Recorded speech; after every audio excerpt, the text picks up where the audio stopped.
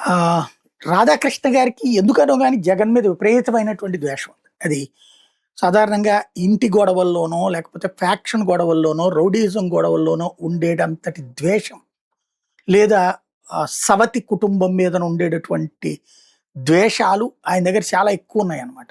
జగన్‌ని చూస్తే బగ్గున మండిపోతాడు.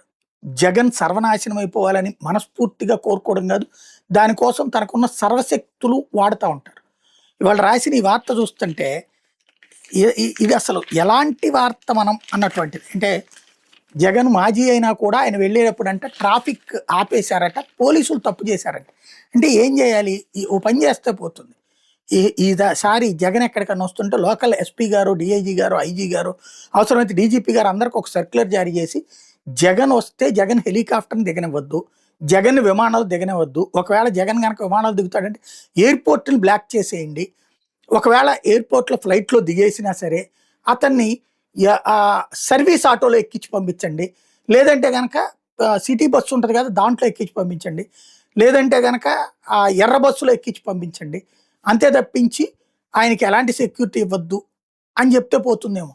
అంత కడుపు రగిలిపోతుందనమాట ఆయనకి.